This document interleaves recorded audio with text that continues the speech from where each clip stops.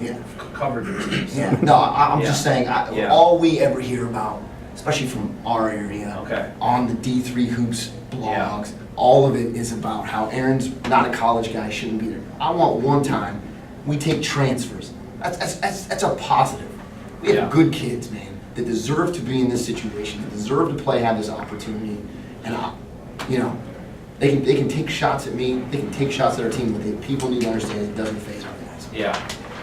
So, because only thing I heard, he had some grade trouble, but you're saying give him another chance. I mean, he's. Absolutely. Yeah. I mean, and here's the thing: if we're talking about grade trouble, I mean, one kid in college. Yeah, honestly, right. Every program. Yeah.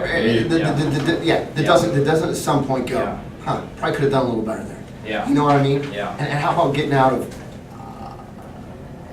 just the fact that he's in college? He's trying to better himself. He's trying to better himself and make it better for himself, Yeah. for his daughter. Nobody wants to say that. Yeah. People want to come at him and attack him because we win a big game and he pops his jersey on. So what? Yeah. So what? Yeah. And I'll say this, and I think I said this 2 years ago when I was sitting here. This is the type of atmosphere we like to play in, one, because they're extremely raw for Wooster, Yeah. but they're not negative towards Cabrini Yeah. in the open. I think when we left, it was kind of left there. You know, I think that's something to be said, because I'll say this: we've left other gyms that hadn't been that way. Yeah.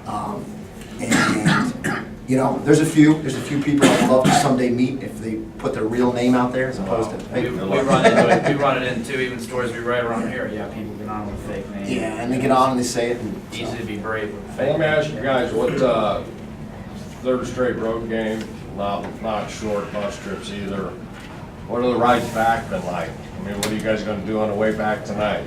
I mean, keep the kids. We're gonna have fun. But then tomorrow when we get on that bus, we know we got another game next week. So get home safe. Hopefully, maybe have a day off Monday. Don't know when we're leaving Wednesday. But we know it's right back to work next week. We ain't winning anything that we didn't do last year. We got something. Trying to do something. And getting to the Elite Eight is just another step. But that ain't what we practice every day for. Let me ask you. You're Tim, right? Yeah, I asked you, Tim, what, same thing, only, has it been kind of a, Coach alluded to a little bit of chip on your shoulder that, you know, you guys had to go on the road, national runners up last year, and they send you on the road however far, and then send you on the road again, and you gotta come here and play. Maybe you guys use that as a little bit of, not an underdog, but, yeah, a little motivation. Yeah, I would definitely say we do. I feel like this whole year, we've been trying to really prove to everyone that we're Cabrini and what that means.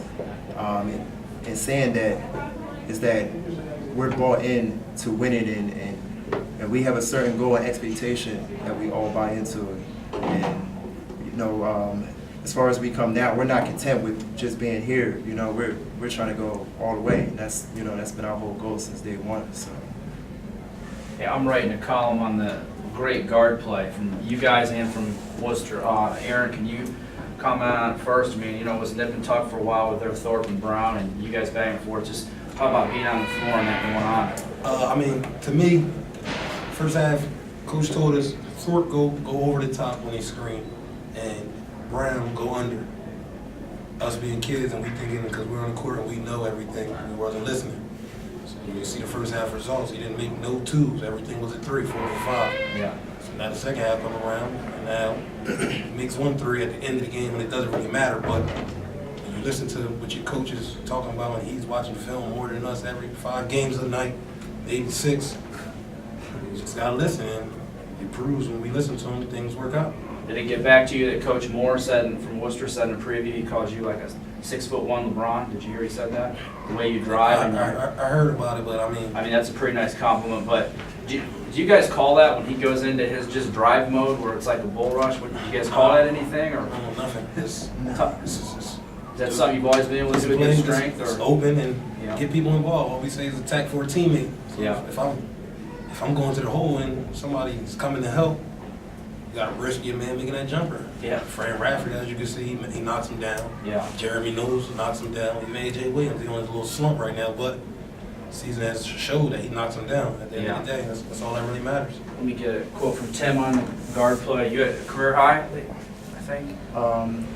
Yeah, I would say, yeah, this would be my career high. Yeah. Overall best game. How's it feel to contribute out there? And, you know, the guards were such a key part of this game, maybe more than even, talk about your role in the game.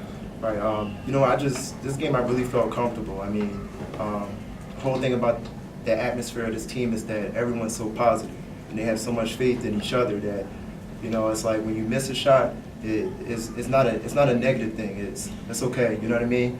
Make the next one, and just playing with a bunch of guys like that and everything. It just gives you the confidence to play your game and stuff. And I felt like today I was able to do that.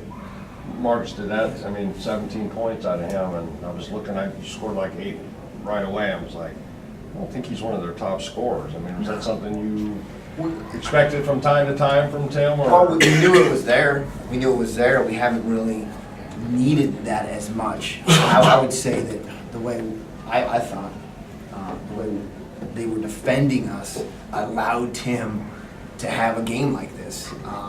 A lot of times they're going to send a ton of help at Tim and Aaron, and that's when Fran and Jeremy are usually open. I thought that they stuck with their guy more than teams that we've usually played, and so Tim was able to go a little bit more one-on-one. And for once this year, I think we were a little bit bigger at the guard spot. I mean, I don't know if there's not been many games, maybe physically stronger, I don't know, but I thought Tim could rise up over the top of them and did a great job. They don't have the biggest guards, yeah. No, they're physically strong, they're big, they're thick, maybe a little stronger than him, but he was able to get his shot up going up over the top of them a couple times.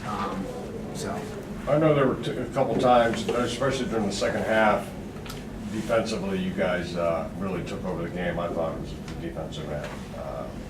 After Wooster, I think, scored their first 3 possessions in the second half, but after that, I mean, they went like the last 4 minutes without scoring a basket until the last 3-pointer. They really didn't. I mean, what did you guys do defensively? What did you do after the first half when I'm assuming their 3-point shooting kind of yeah, it was caught your eye? the first media timeout is exactly what we had said to them. This is nothing that we've talked about before we left that locker room. We're doing exactly what we said would hurt us, and we're not doing what we said would help us. We gave uncontested shots, so I think in the second half we did a much better job of contesting them. And listen, the 2 guards are good, and they give a ton of energy for them, Thornton and Brown. And I thought a little bit in the second half, didn't take some shots they took in the first half. A couple of them came up a little short, and I don't know why. I'm thinking they were tired. I'm not exactly sure why, but I think, we took it a little more personal. That was my big talk at halftime and several of the timeouts, especially the first one of the second half, was that we got to take that much more personally. Defense, one-on-one defense with these 2 guys, and they are very good and they're very quick. But so are you, and you got to take that personal. So.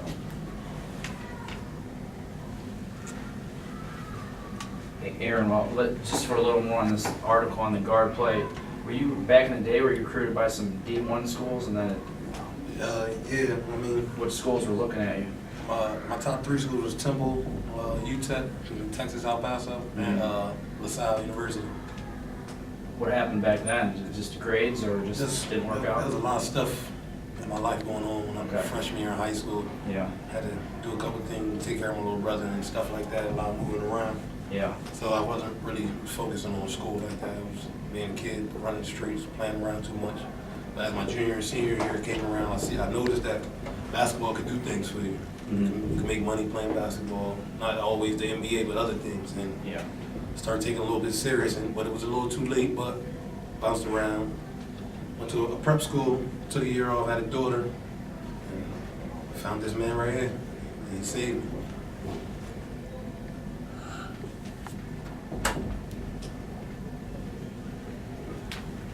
I'm good.